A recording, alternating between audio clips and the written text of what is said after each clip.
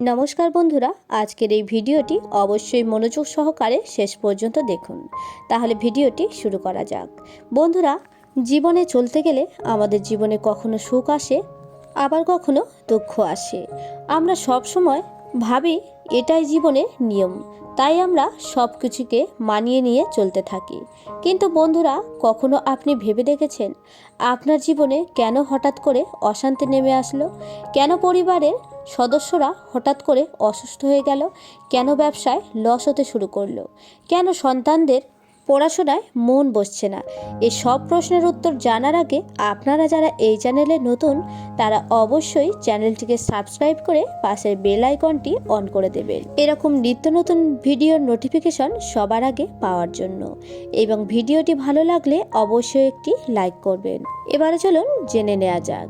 বন্ধুরা, সকালবেলা সূর্যের আলো যখন জানালার ফাঁক দিয়ে ঘরে ঢুকছিল, তখন বিদ্যা কুসুম দেবী ধীর পায়ে তার বাসি বিছানার এক পাশে বসলেন। তার বয়স হয়ে গেছে ৮০-র কাছাকাছি।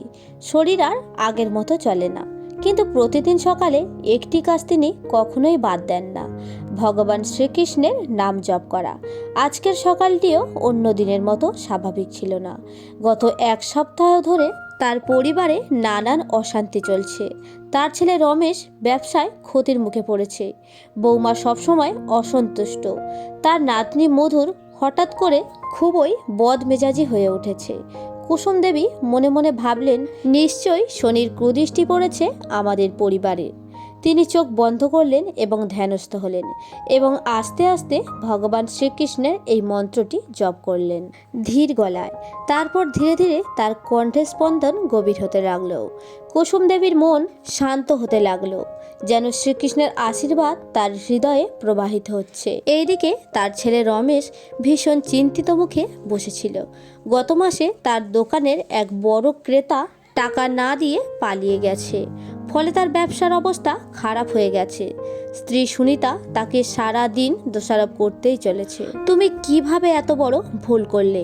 এত দিন ধরে ব্যবসা করছো, তারপরেও মানুষ চেনার ক্ষমতা নেই?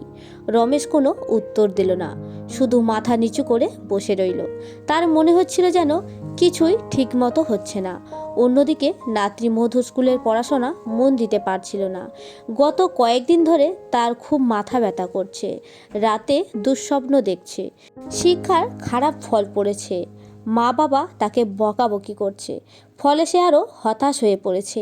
এমনকি এক অশান্তির মধ্যেই কুসুম দেবী প্রতিদিন সকালে নিজের বাসি বিছানায় বসে সেই মন্ত্র জপ করতেই চলেছে। ধীরে ধীরে বাড়ির পরিবেশ বদলাতে শুরু করলো। একদিন রমেশ তার দোকানে বসেছিল। হঠাৎ এক পুরনো গ্রাহক এসে বলল, ভাই, তোমার দোকানে সবসময় ভালো জিনিস পাওয়া যায়, আমি এবার তোমার কাছ থেকে বড় অর্ডার নেব।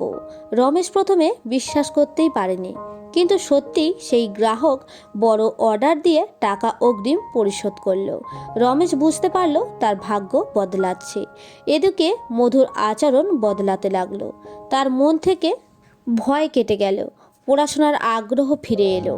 পরীক্ষায় সে এবার আগের থেকে অনেক ভালো ফলাফল করল। রমেশের বউ সুনিতা, যে এতদিন ধরে শুধু অভিযোগ করছিল, সেও লক্ষ্য করল যে ধীরে ধীরে তার পরিবারের মধ্যে এক আশ্চর্য শান্তি নেমে এসেছে। একদিন সকালে রমেশ তার মাকে জিজ্ঞাসা করল, মা, আমাদের বাড়ির পরিবেশ হঠাৎ এত ভালো হয়ে গেল কিভাবে? আগে তো সব কিছুই উল্টোপাল্টা চলছিল। কুসুম দেবী মৃদু হাসলেন এবং বললেন, আমি প্রতিদিন ভগবান শ্রীকৃষ্ণের মন্ত্র জপ করেছি। যখন শনির কুদৃষ্টি পড়ে, তখন কেবল ভগবানের নামই পারে আমাদেরকে রক্ষা করতে। ভগবান শ্রীকৃষ্ণ আমাদের সকল দুঃখ দুর্দশা দূর করেছেন। রমেশ বিস্মিত হলো। সে আগে কখনো এত গভীরভাবে এসব বিশ্বাস করেনি, কিন্তু সে দেখল সত্যিই তাদের জীবনে এক পরিবর্তন এসেছে। এরপর থেকে রমেশ, সুনিতা, এমনকি ছোট্ট মধু মায়ের সঙ্গে বসে প্রতিদিন সকালে সেই মন্ত্র জপ করতে লাগলো।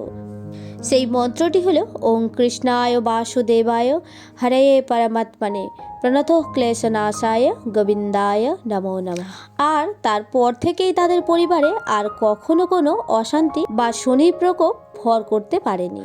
বন্ধুরা, এই কাহিনী আমাদের শেখায় যে বিশ্বাস এবং প্রার্থনা ভক্তি সত্যিই অসাধারণ।